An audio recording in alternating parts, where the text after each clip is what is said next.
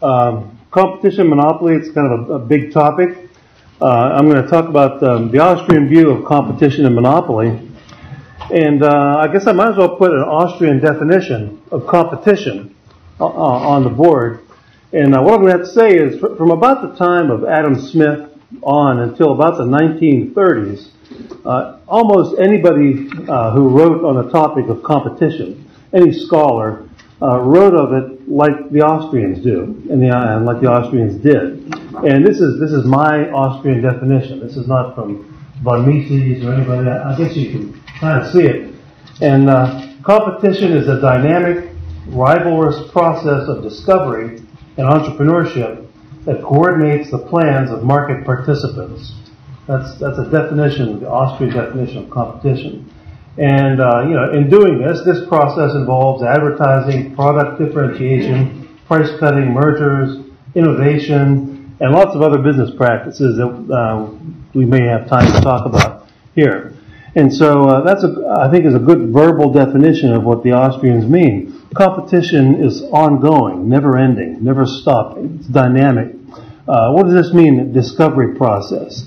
Well, one of F.A. Hayek's most famous essays is Competition as a Discovery Process. And in a nutshell, one of the things that means is that the way in which business firms learn how best to do business, what the optimal scale of plant is, which business tactics are appropriate, is a merger a good idea or a bad idea. The market tells us that. That is, trial and error in the marketplace is the only way to learn what works best.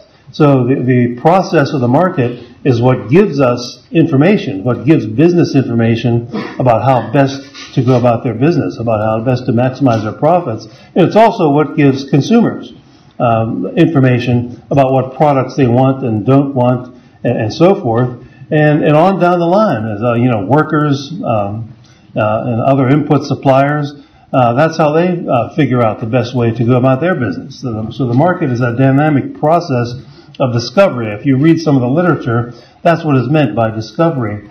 And of course, entrepreneurship, being alert to opportunities that others have not been as alert to in terms of making profits, providing products.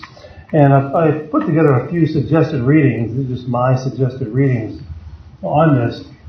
Probably one of my favorite articles on this whole topic is by Hayek himself. It's called The Meaning of Competition, and it's in his book, Individualism and Economic Order, which is for sale downstairs. It's in the library.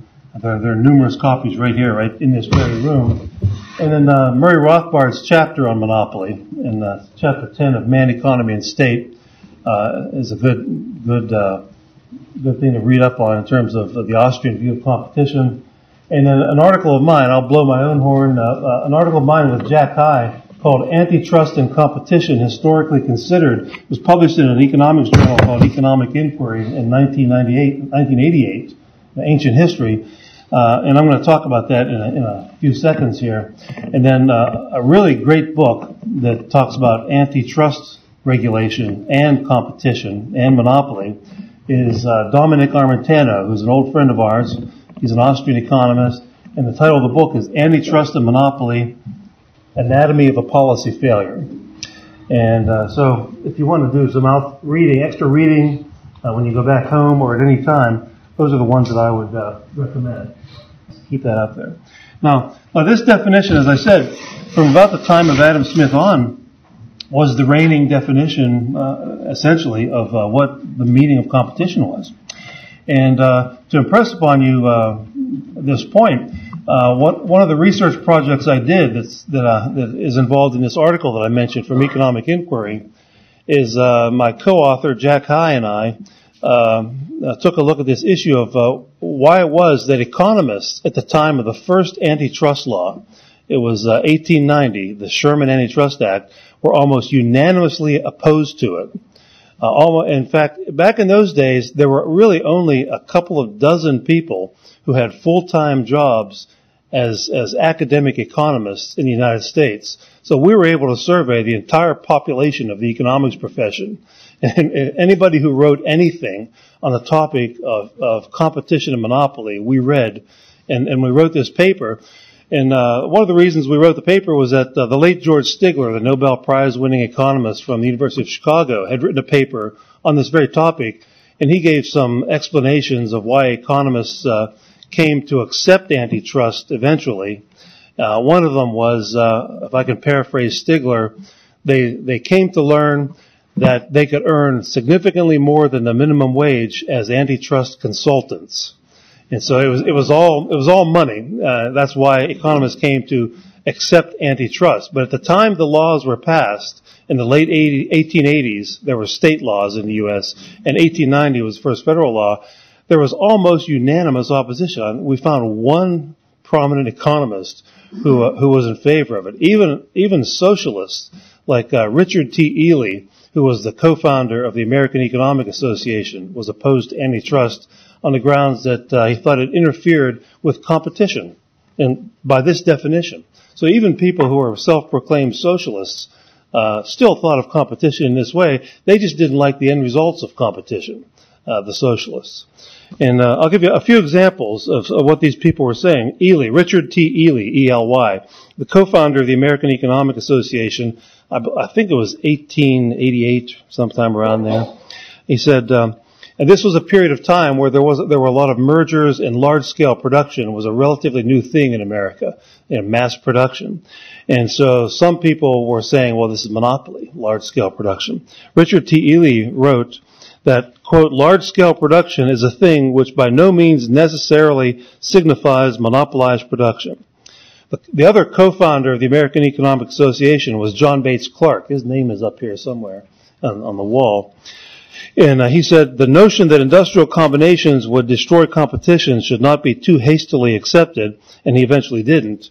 Back then, the Chicago School was already very prominent, and one of the intellectual leaders of the Chicago School back in those days was a man named Herbert Davenport, an economist. And he said, where there are only a few firms in an industry where there are economies of scale, it does not require the elimination of competition. Irving Fisher, famous Irving Fisher, who's probably associated with the Chicago School as much as anybody, said that large-scale production produced competitive benefits through cost savings and advertising, selling, and less cross-shipping, he said.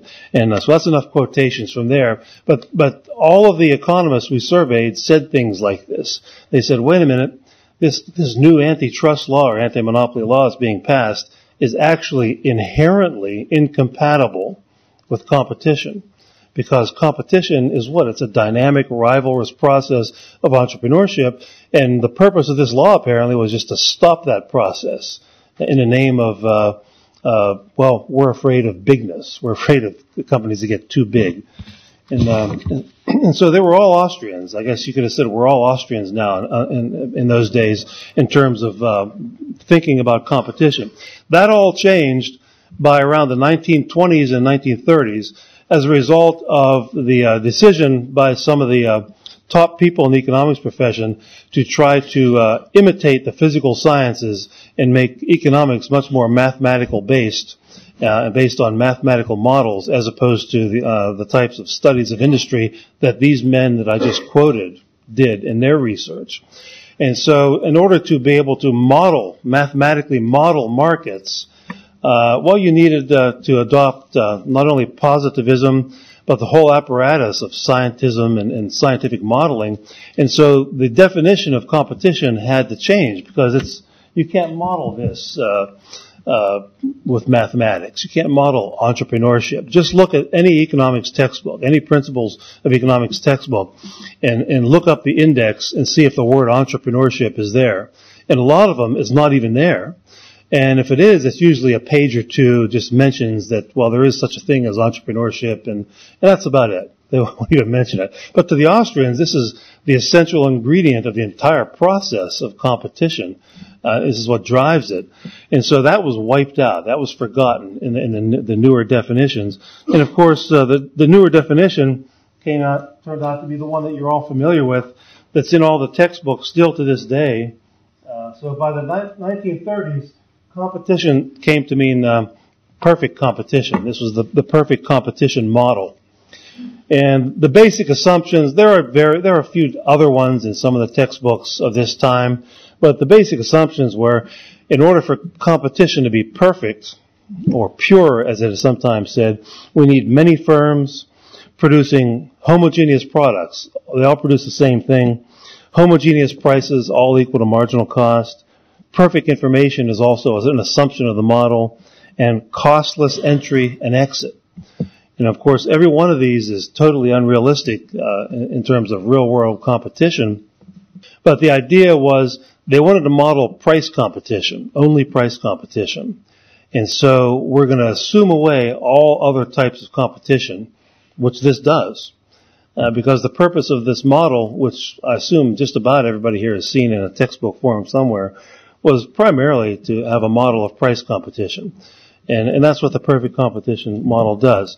And so the intent really was as a modeling device. It was never intended that these assumptions were to be taken seriously as somebody, for example, by policymakers that would say, aha, homogeneous products don't exist in real estate. Pick any market. Therefore, it's monopolistic. Therefore, the government needs to regulate real estate because it's a monopoly. And of course, no market has homogeneous products. Every market has products that are different. If not physically, they're different as they are perceived by many consumers. Even something like car tires. You could have a Michelin car tire that is physically identical to a Goodyear car tire, but people will have different opinions of the quality of that tire depending on their experiences and their knowledge about a lot of things, not just the tire itself, but the service they get from the Michelin company versus the Goodyear company and so forth. So even products that are physically similar, people can have different perceptions because of advertising and experience and word of mouth, what their friends and neighbors say about the products. So the perception can be different as far as that goes. So what was the consequence of this? What was this transformation? Well, I have a few more quotes. I hope you can. I don't know if you can read this or not. This is from Hayek himself. In this essay that I mentioned, it's a little too dark, or too light up here for you to see it. Maybe the people in the front row can see it, but it's better than nothing anyway. These are the privileged, by the way, the privileged students in the front row. But this is a passage from the essay, The Meaning of Competition. The peculiar nature of the assumptions from which the theory of competitive equilibrium starts stands out very clearly if we ask which of the activities that are commonly designated by the verb to compete would still be possible if those conditions were all satisfied. Perhaps it is worth recalling that, according to Dr. Johnson, competition is the action of endeavoring to gain what another endeavors to gain at the same time. Now, how many of the devices adopted in ordinary life to that end would still be open to a seller in a market in which so-called perfect competition prevails? I believe that the answer is exactly none. Advertising, price undercutting, and improving or differentiating the goods or services produced are all excluded by definition. Perfect competition means indeed the absence of all competitive activities. And he was exactly right about that. And so there is no competition. And so beginning in the 1930s, markets didn't change, but the economist's definition of markets changed. So all of a sudden, there was this thinking that there's monopoly everywhere. And this type of thinking also led to quite a revolution in economics, the monopolistic competition revolution, where Joan Robinson was an economist, and a British economist whose name is most associated with monopolistic competition, and another British economist named Edward Chamberlain. They basically wrote the same book in the 1930s on so-called monopolistic competition. And they basically said, well, yes, we do have most industries. If you look around, there are many firms. That one is many firms. But they all produce something that's a little bit different. And so by virtue of differentiating your product, everything is a monopoly because no two products are identical. And even if they are identical physically, they're not identical by perception, how the consumers perceive them necessarily. So even the perception of differences causes monopoly everywhere because it creates a unique single product that is unique from all other products. And so we went from the study of markets, where the economists who thought of markets like the Austrians do, as not being concerned about all these mergers and things that were, and all the changes that were going on, to a transformation in the definition of competition, and the addition of this idea of monopolistic competition, pretty much condemning capitalism as being one big collection of monopolies everywhere that were in need of central planning and regulation and regimentation, lest they exploit the consumers. So product differentiation itself became the enemy. It became a cause of monopoly under this definition. And this was taught to generations of students. I have here, the print is way too small here. I'm not going to try to even get the front row to read this, I don't think. But this is a page from the biggest selling economics textbook of the 20th century. It was Paul Samuelson's book, Economics, Principles of Economics. And it was first published in 1948, and for the next 40 years was by far the biggest seller, sold something like 4 million copies. And not only that, but almost every other Principles of Economics book that existed was an imitation of Samuelson. And so the whole economics profession adopted the Samuelson approach to teaching economics, except for the Austrians. They never adopted this crap here. But the rest of the place did. And so in the chapter on competition, if you read what Samuelson is saying, he gives a definition. He says, a perfect competitor is one who can sell all he wishes at the going market price, but is unable to raise or depress the market price. And by definition, a perfectly competitive industry is one made up exclusively of numerous perfect competitors. In all likelihood, it has some kind of organized auction mechanism. And he said, well, since we don't see many auctions, when you go to buy bread and milk, there's not an auction anywhere. He says, well, therefore, perfect competition exists almost nowhere because there's no auctions. We have cattle auctions and things like that, but not much. And so he has a list of commodities. He says, think of these commodities. Which ones of these fit in the definition of competition?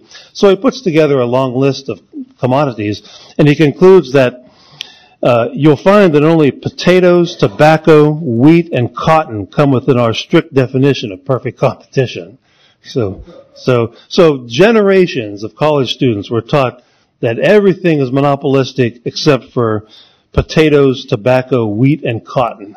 Because, a potato is a potato. It's homogeneous. It looks just like all the other potatoes. And so cotton is cotton. The bale of cotton here is the same as that bale of cotton. Homogeneous.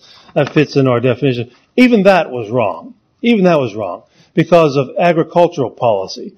At the time, this was 1958, fourth edition of Samuelson. At the time, we had all these agricultural policies that paid farmers for not growing cotton and potatoes and wheat in an attempt to create a government-controlled cartel for farmers. So all these agricultural products that he mentions were actually monopolistic at the time because of U.S. government farm policy. And so there's a double lie that generations of students were taught, that these are all the ideal, these are markets, when they weren't. They were the ideal monopoly because of government intervention. And so, and as I said, that really ruled the roost, Hans Samuelson's book. But by the time you get to the 1980s, though, there were some other books that really took huge market share away from Samuelson because of all the failures of government. The one by Gortney and Stroop was probably the best seller. It eclipsed Samuelson for several years in the 1980s as a number one selling economics textbook. Okay, and so if we look at these assumptions, the way Austrians have criticized this theory, and it has had very important public policy consequences of this bad theory, because eventually policymakers came to take these assumptions seriously as what competition should look like, and the conclusion was, well, government should force the economy to have more homogeneous products, homogeneous prices, many firms rather than few firms, and so forth. Well, look at assumption number one, the many firms. Well, the problems in theory is that fewer firms. If we have fewer firms, that's a bad thing. This was the thinking from the 1930s until about the 1980s by almost the entire economics profession, but again, not the Austrians. And the question is, well, what causes an industry to become more concentrated? Economists invented something called concentration ratios to measure a monopoly. For example, a 4-firm concentration ratio would be a measure of the percentage of sales in an industry that the 4 largest firms account for in terms of sales.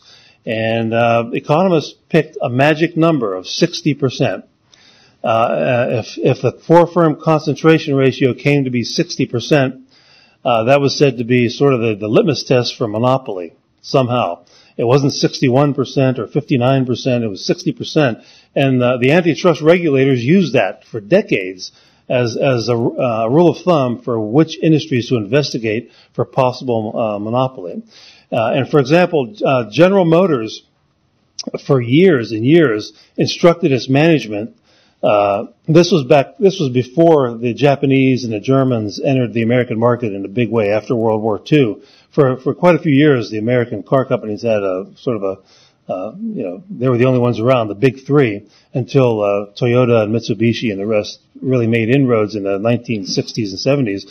But before that, General Motors management instructed all of its employees to make sure that they never had more than a 40% market share, because if they ever had more than a 40% market share, they were sure they would be sued by the government for being monopolistic, and even if they got that market share by producing great cars at low prices.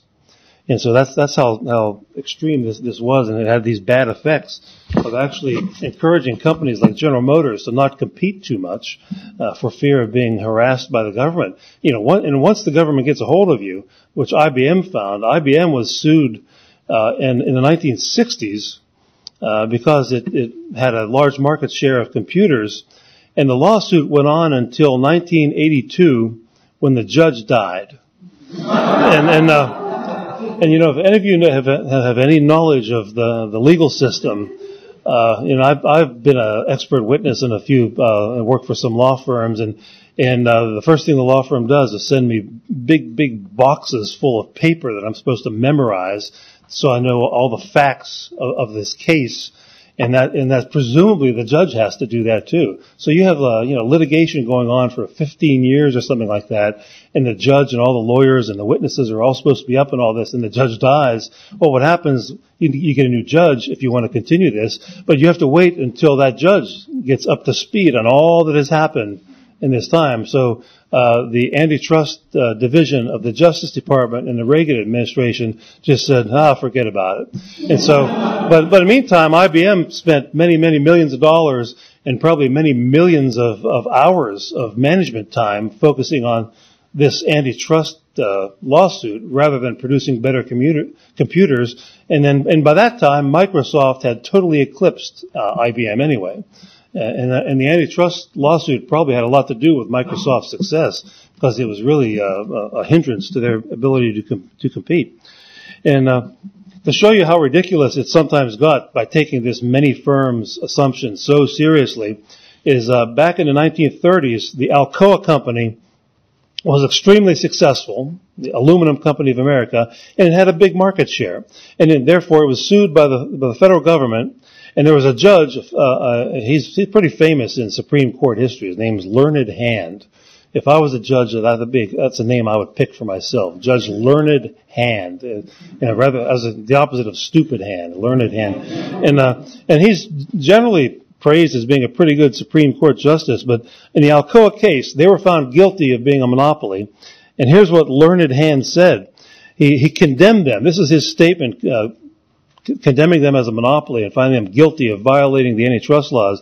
He condemned Alcoa for its, quote, superior skill, foresight, and industry, end quote. Because this was, quote, exclusionary, end quote. Yes, it excluded other aluminum companies that were less skillful and had less products. And he said, further, he said, what did they do that was so bad? They, quote, efficiently supplied a demand that had evolved. The demand somehow evolved for aluminum. And he said, worse yet, they had I'm quoting, they correctly anticipated increases in customer demand and then doubled and redoubled their capacity to fill the demand, and they embraced every new opportunity with a great organization manned with elite business personnel, end quote. And that was unfair and exclusionary, because the other companies did not have elite business personnel. And so this was sort of egalitarian insanity run amok. But of course the shareholders of Alcoa and the customers of Alcoa who bought aluminum to manufacture products were all, I'll take questions at the end unless you. Well, I was reading from the actual statement, but this is, which I quoted in my own book, How Capitalism Saved America, which I'll sell to you in autograph form downstairs if you want to. But it's from his actual Supreme Court decision, back in 1937 was when they filed the lawsuit against Alcoa. And so this is not just a theoretical curiosity. This has created huge problems for the U.S. economy. And so, why do industries become more concentrated? Well, as I read earlier, as the older economists knew at the late 19th century, economies of scale is a major reason. Companies that achieve low cost per unit cost production before their competitors do, well, of course, they can underprice their competitors and they gain bigger market share. There's also, for years, there was a domino theory of mergers that said that, well, this is a bad thing. Two companies will merge, and those two companies merging will encourage other companies within an industry, within a particular industry, to merger also. And there's a domino effect. You might have 3, 4, 5, 6, 7 mergers. So you might have an industry where there were once 50 competitors, but after this domino effect, you might only have 10 competitors. And by definition, that's a bad thing according to the perfect competition model because there's fewer firms. But think about that just for a minute. If, say you had 50 competitors in an industry, 2 of them merge, what would cause others to merge also? What would be the incentive? What would they think? Why should we look into a possible merger also? What's that? It sounded like the Tower of Babel, but correct. I'll just say correct. But the answer is, well, obviously what happened was the merger led to economies of scale, lower cost, and therefore the ability to underprice the other 48 companies. So the other 48 companies are thinking, well, if we're going to survive, we need to do something to compete.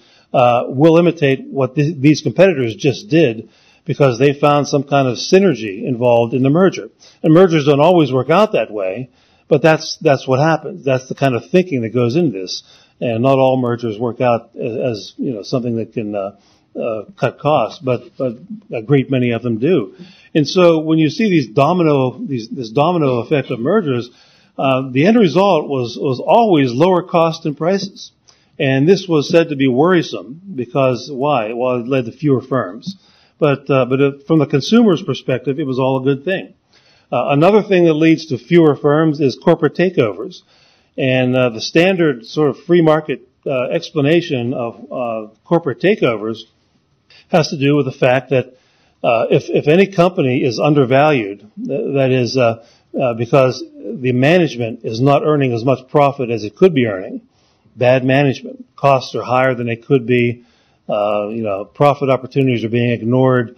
Well, then, what a corporate takeover is a group of investors basically who think they can buy up enough shares in that company to control the board of directors, fire the existing management, run the company differently, and make more profit because they now are the owners of a huge chunk of shares. And so they have every incentive to do whatever they can to run the company better and increase profitability because that's when their shares will be more valuable if they do that. It doesn't always work out that way. People are not omniscient as far as that goes, but that's what the takeover market is all about. That's what takeover specialists do basically. That's why people like in the 1980s, T. Boone Pickens was a famous takeover specialist. He's been in the news recently for wanting to have the government help him build windmills. And I read recently that the Depression has caused him to say, maybe I'll forget about the windmills. And then he can't get enough credit to build all the windmills he wants. But he made his billions as a takeover specialist, as far as that goes. Also, there was a corporate takeover wave in the 1980s, and people like him and Michael Milken made a lot of money putting together investors who could do just this, take over companies that are being, they thought, poorly run. And so, yes, it would result in fewer firms numerically within an industry, but that doesn't mean competition is diminished. In fact, this is called the market for corporate control. It's a market. It's competition. The takeover market provides competition for managers who might be satisfied to sit on their butts and not work too hard. And not only that, but to take excessive amounts of money out of the company for their own salaries and perks, etc., which is essentially stealing from shareholders in a sense when they do that. Whenever they do too much of that, takeovers can threaten that, and for the benefit of shareholders, by the way. People who have studied this, the shareholders of the acquired company typically make out by about 40% increase in their shares, and so it's a pretty good deal if this comes along. I used to show in my classes a PBS video. They had this Harvard law professor who was a very good moderator, and he had around a table. On one side was the foxes, and on the other side was the chickens. And the foxes were takeover specialists. T. Boone Pickens himself was there, and other people who had been involved in takeovers. And on this side, he had chief executive officers, chickens, of various companies that had been targeted by takeovers. And he asks one of the CEOs, what would you do if Mr. Pickens here called you up and said your company is in play? That is, we're buying up shares. There's a proxy fight going on. We're buying up shares to take over your company and get rid of you and your management. And the CEO said, well, I would immediately call a meeting of my board of directors, and we would figure out every way possible to cut our costs and increase our profits and get rid of divisions that weren't making money and use those resources for divisions that were making money. And he went on and on and on. And what's the obvious question that goes begging there? Why wasn't he already doing this? Well, the competitive pressure of a takeover, or even the threat of a takeover, is one of the things that would cause him to do this. And if not, well, he'll be taken over. And so, there's a lot of CEOs know this. They know that their job can be ended. They can be fired by takeover specialists. That's why they hated it. And during the 80s also, several dozen states passed laws that created new regulations making corporate takeovers much more costly and difficult. And so these laws, these anti-takeover laws, were protectionist laws. They were protecting management from competition in the market for managers, and which is definitely anti-competitive. It's not takeovers that are anti-competitive; it's anti-takeover laws that are anti-competitive. But there's all this thinking, though, comes from the basic belief that we should be suspicious of fewer firms. And the concentration ratios, by the way, that were adopted by the economics profession, they're always nonsensical because for decades they became popular in the beginning around the 1930s and 40s in the field of industrial organization and among the antitrust regulators, but they ignored international competition. The four-firm concentration ratio in the automobile industry, for example, did not include Toyota or Mercedes. It was for only the big three, couldn't have been a four firm in autos, I guess, the big three, but it ignored international competition. They also ignored potential competition. Any industry where there are above average profits is going to invite competition from all over the world, but there's no way to measure that. There's no way to put a number on that and call it some kind of ratio, and so the economists just ignored it. But there was a revolution in this area of economics in the 1970s and 80s. Now the Austrians never bought into this.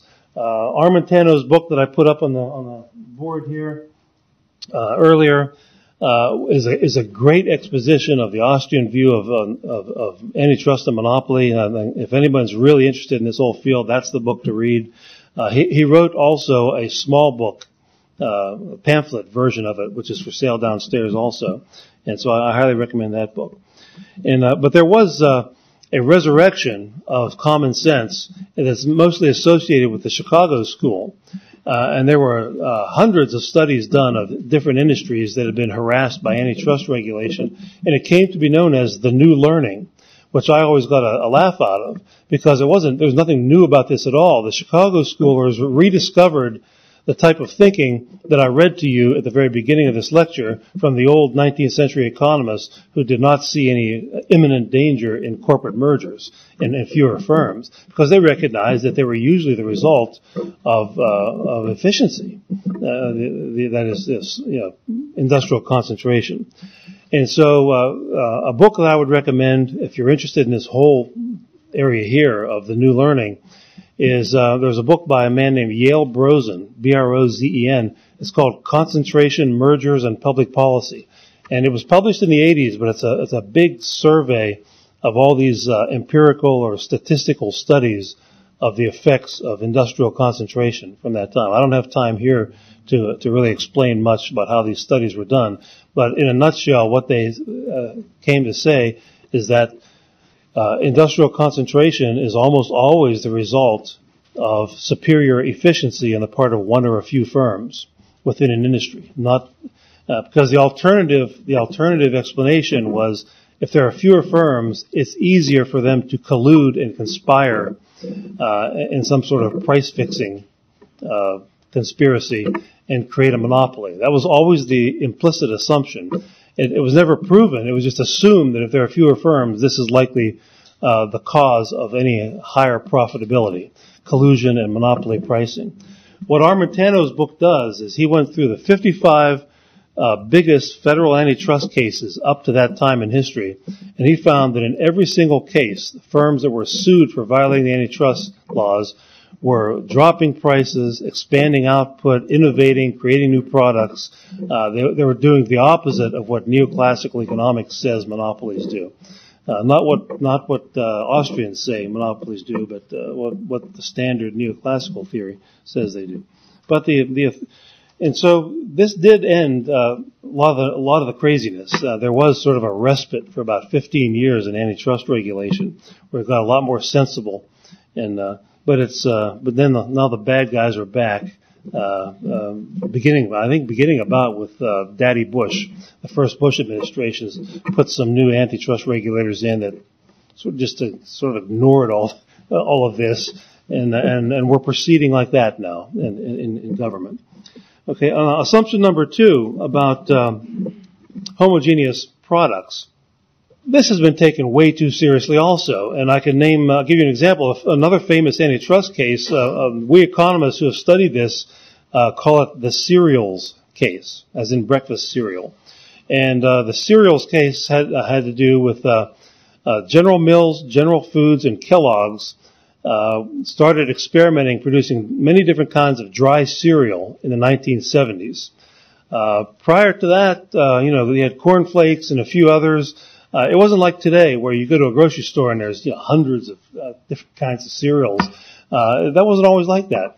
And so at the beginning of this, making it the way it is now, these companies experimented. They did a lot of marketing research, and they created a whole bunch of new brands that really caught on with customers. So as a result, these 3 companies had 70% of the market for dry cereal, the cereal that's put milk in the morning for breakfast.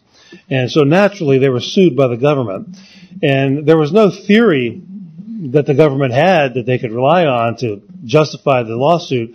So they hired an economist from Harvard named Friedrich, who at the time had a big selling textbook in the field of industrial organization. And he invented a new theory to justify the lawsuit. He called it a theory of shared monopoly, where these three companies are said to share a monopoly.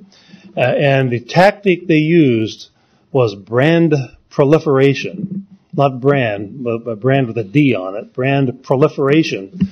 And so the assumption was that 70% market share equals monopoly. How did that come about? Brand proliferation. Lots of different brands. And So again, these three companies were dragged through the mud and at the cost of many millions of dollars and untold numbers of hours of people spending time dealing with the government, giving the government paperwork and so forth, rather than managing the cereal companies. But eventually, the judge in the case threw it out. So the cereal companies won, but you never win when you're sued by the government for antitrust, because it's going to cost you a lot of money, even if you win the actual court case. And I don't have the exact statement here, but one of the statements the judge made is very memorable. He made the comment that, well, I don't like dry cereal. I eat bacon and eggs in the morning. And his point was a good one, that there are a lot of substitutes for dry cereal. Even if they were able to drive up the price of dry cereal by 50%, well, then you eat oatmeal for breakfast or bagels, and so the Harvard economists that were making $1,000 an hour probably as consultants on this were just pretty much made to look like idiots by this clever judge. And so, but again, that's you multiply that by thousands of lawsuits around the United States. Most antitrust lawsuits are private lawsuits. They're not the big headline-gathering federal government lawsuits. They're mostly private. Well over 90%. One company suing another. And now think about that. The monopoly is supposed to be harmful to consumers because they raise prices. Okay. Now, if you're a competitor and one of your rivals is raising prices, is that good or bad for you? That's all good.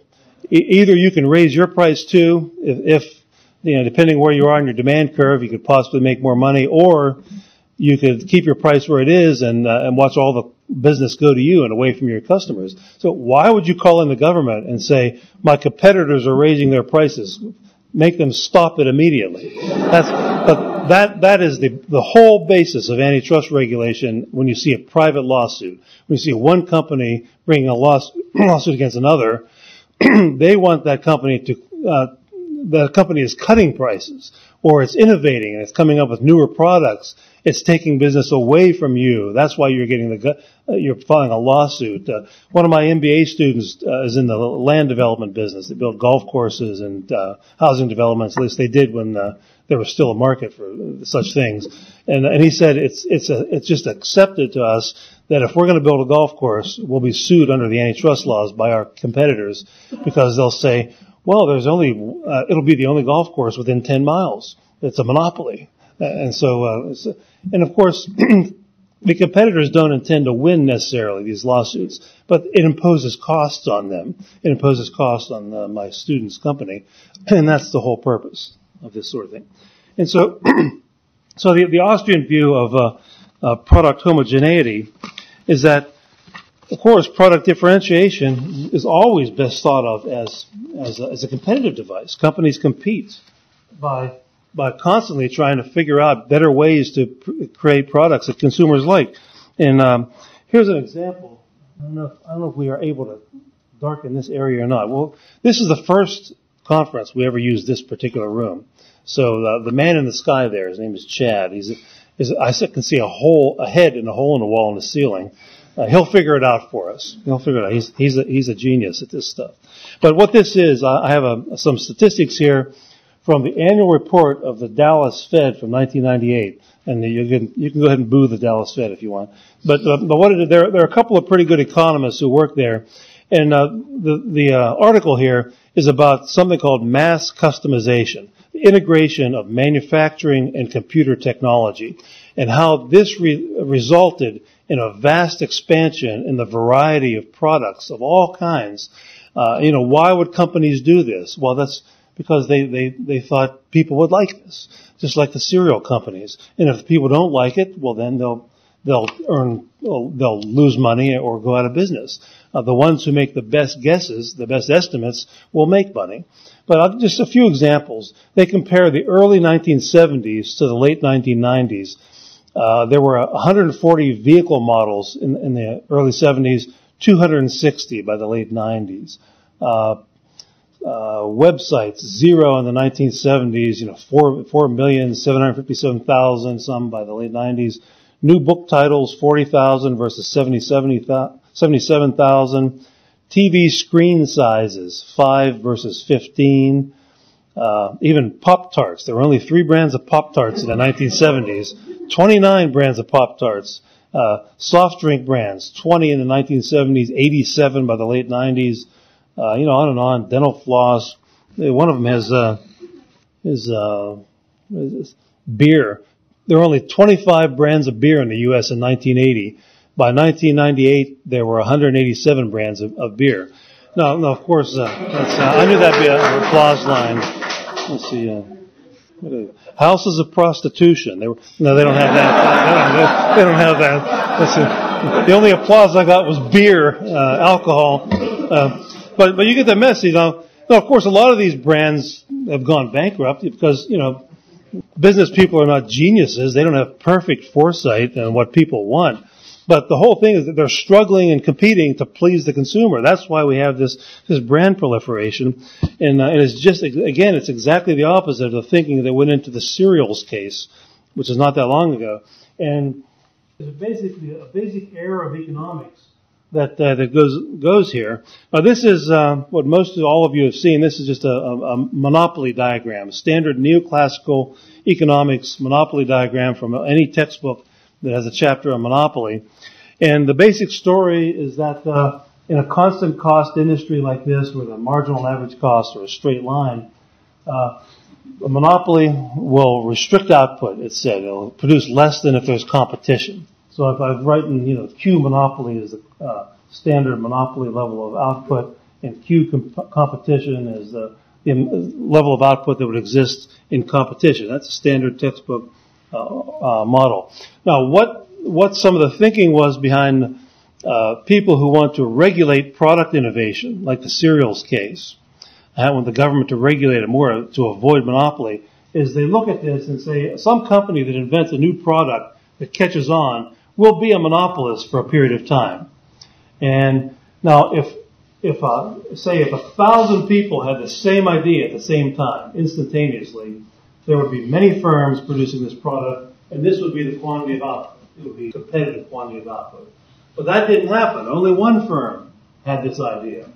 And therefore, they're a monopoly, and they're going to produce the monopoly level of output. Therefore, innovation and product differentiation create monopoly. And then the argument will go, therefore, the government needs to regulate innovation.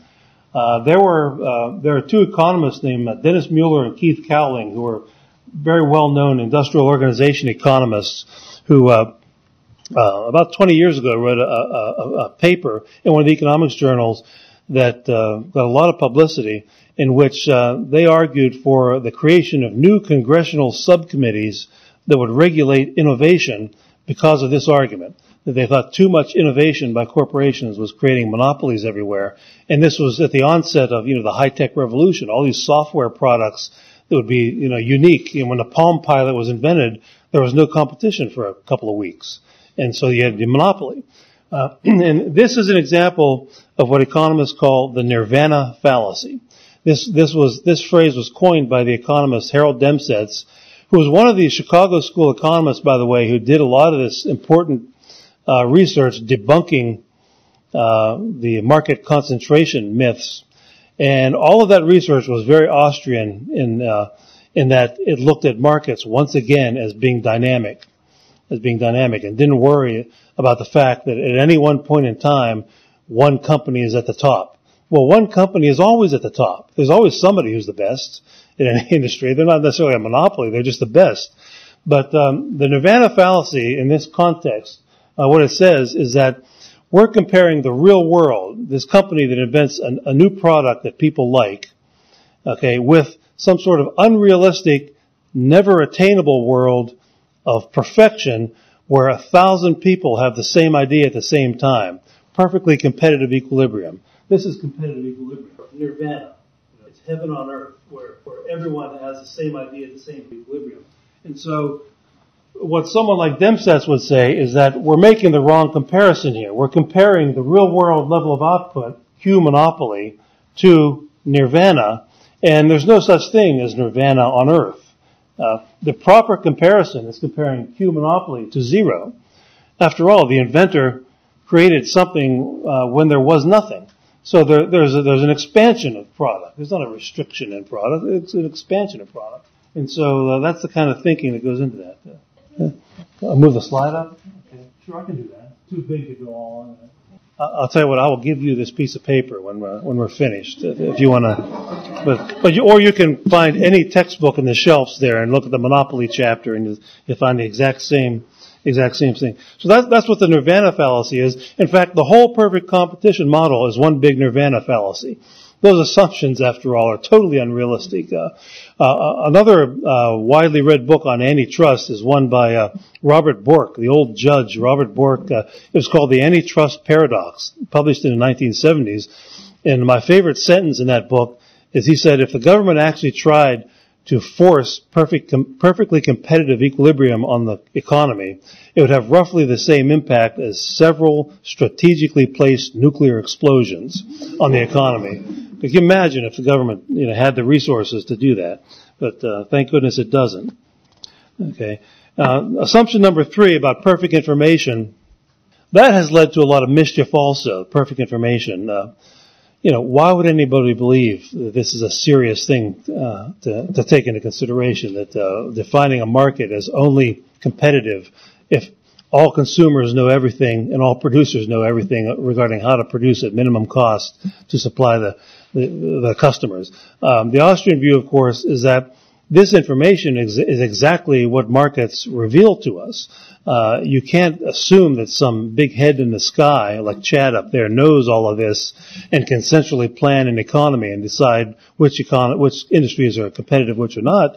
It's the market itself reveals to us this information. One example of this point is that there's a book by the same guy, Friedrich, and he has a co-author named David Ravenscraft, and they published a book where they had data on, I think the number was something like several thousand corporate mergers in the United States, a very large sample. And they looked at them historically in terms of asking the question of, well, what happened to all these corporate mergers that took place in the United States over decades? Did these companies remain merged, or did some of them get spun off? Did they decide, well, this was a bad idea, it didn't work out, we'll get rid of the company we acquired, we'll sell it to somebody else? And they found that in about almost half of the time, within 10 years, the acquired company was sold off. So the merger didn't work out. And they conclude from that we need more government regulation of mergers, where smart guys like Friedrich Scherer and David Ravenscraft should be able to advise the government on which mergers should go forth and which should not. But the Austrian view is that, well, the only way to find out which mergers are going to work and which aren't is to allow them to happen. And these companies did what they had to do. If it didn't work out, they didn't cut costs and or improve the quality of the product, make that new company more competitive. Well, they changed their behavior. They spun off the acquired firm. And if you were to block that process altogether, we would never be able to learn what works and what doesn't. And so the implicit assumption there is that there is some sort of ability to have the knowledge on the part of people who have no financial stake in this merger. The government bureaucrats have no financial stake in these mergers. If you give them the power to decide which ones go forth and which ones don't, if they make bad decisions, there's no downside to them. They get their pay raise next year and their escalation up in the GS 18 automatically, whether they make bad decisions or good decisions. And at the same time, if they make good decisions, there's no reward to them for making good decisions, allowing mergers to take place that end up reducing costs and prices. And so you create a very bad situation where you have no incentives on the part of the people to make the right decisions. But people who are putting their own money on the line do. And so if you allow these to go forth, people will make mistakes. People are not omniscient. But when you got millions of dollars of your own money on the line, you certainly have the incentive to make the right decisions. Okay, unlike the government bureaucrats that get involved in this. Okay, so that's the assumption about homogeneous products, or about that's my one point rather about perfect information. In a world of perfect information, what role is there for advertising? That's an easy question. If consumers already know everything, why advertise? It'd be a big waste of money. And so the mischief that's been caused by this assumption has been there have been all sorts of attacks or calls on advertising as a wasteful. But of course, advertising is an essential part of competition. It's the way Israel Kirzner once put it was that you could have the best gasoline station in the world with the lowest prices, the best service, and so forth. But if it's located behind a row of tall pine trees and no one knows you're there, what good is it? You're not going to be able to compete. So you have to let people know, where you are. And in terms of the effects of advertising, it's just like corporate takeovers. It's government bans on advertising that are anti-competitive. One clear example that I've been using for years in my classrooms is how some years ago the Holiday Inn hotel chain joined forces with some environmentalist groups to try to put restrictions or outright bans on roadside advertising on the interstates. Because the Sierra Club said it's ugly. You're driving down the interstate and you see the beautiful kudzu, and then all of a sudden there's a big sign that says Motel 6, 1995, and it's a blight. And of course, the question is, ask yourself, do you think the Holiday Inns was being public spirited and interested only in the beauty of the environment and of the kudzu on Interstate 85, or might they have some ulterior motive, like preventing Motel 6 from advertising that you can get a hotel room for only $20 compared to the $80 you'd have to pay at the Holiday Inn? That clearly they had a motivation to ban the competitors' advertising. If you're traveling down Interstate 85, you've been driving for 8 hours, and everybody knows that Holiday Inn has a brand name. You know what you're going to get. You get a decent room, not too many roaches. You'll get a swimming pool with a bunch of little kids peeing in it, some stale donuts, and if you're lucky, a lounge singer, all for $80. But if all you want is a clean bed and a shower and then get back on the road, 1995 Motel 6 is a good deal. And so, but if you can ban that, you wouldn't know that the Motel 6 is there. It would be Israel Kirzner's gas station. It'd be behind the row of pine trees, and you don't even know it's there. It could be the cleanest hotel on the planet. How would you know to pull over on exit 92 and go there instead of Holiday Inn? And so it's restrictions on advertising that are likely to cause monopoly power, and not advertising itself. One other thing, part of the standard neoclassical story on monopoly is that, monopolists restrict output. That's what the monopoly diagrams. That's what's bad. Murray Rothbard's take on this was that he thought that economists who are always harping on consumer sovereignty really should think of it in terms of individual sovereignty, because after all, if I'm a business person and I innovate create a new product, for example, and if I do have monopoly power for a short amount of time, where is it written in the Bible that my rights of my property are not worth as much as your rights as a consumer? Where is it written that you always have as a consumer the right to have the government interfere and take my property from me or prohibit me from charging whatever price I want to charge? If you think of individual sovereignty, well then the seller has as much of a right to sell at whatever price he or she thinks they can get as you have to try to get the best price for you. And that's one thing. And also the whole business of output restriction being the bad thing about monopoly. When you think about it, it gets kind of absurd. I know your generation. When I was a college student, I was a big Muhammad Ali boxing fan. But now it's Ultimate Fighting. They don't box anymore. It's Ultimate Fighting. How often do those guys fight anyway? Who knows? In the course of a year, how often do they have an Ultimate Fight competition? What's that? 3 or 4?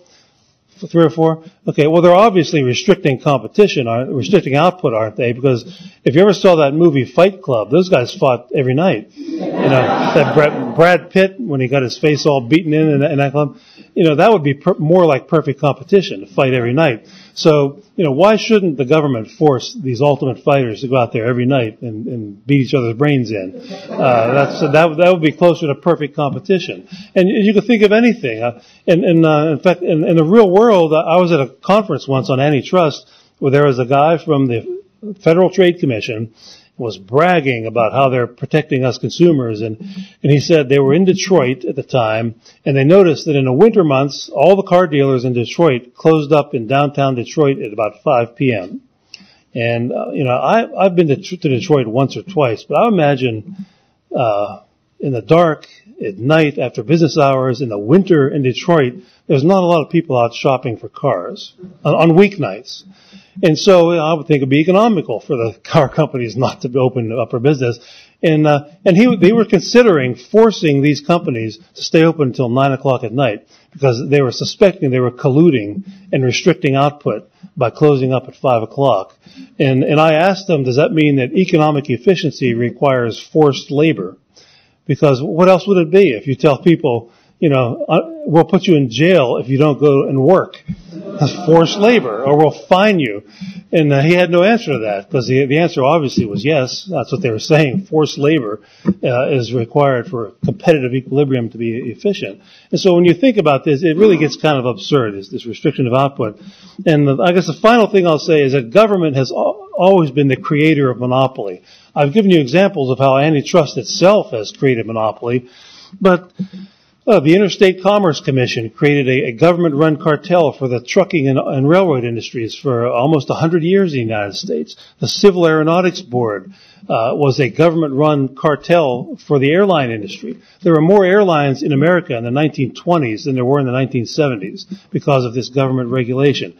AT&T became a telephone monopoly because during World War I, the government nationalized the telephone industry, and then after World War I, it set up a system where each state would have a monopoly in the telephone business and would use only AT&T. So this was not a free market monopoly. Cable television was a monopoly for decades. Why? Because local governments gave monopoly franchises to individual companies and created government-created monopolies. Protectionism creates monopoly power. It's government regulation that creates monopoly. It's not the free market that creates monopoly. The free market is the antidote to monopoly, but we have a large body of economic theory that says up is down, black is white, smart is stupid, and on and on and on, by claiming that monopoly comes from the free market and we need government regulation to correct it. But whenever you hear that we need government regulation to prevent monopoly, hold on to your wallet, because historically what has inevitably happened is that regulation will eventually be controlled by the companies that are supposedly being regulated by the regulators, and they are going to act in their interests and not your interests. That's been the whole history. And I guess my time is up because the ominous Mark Thornton is standing up over there.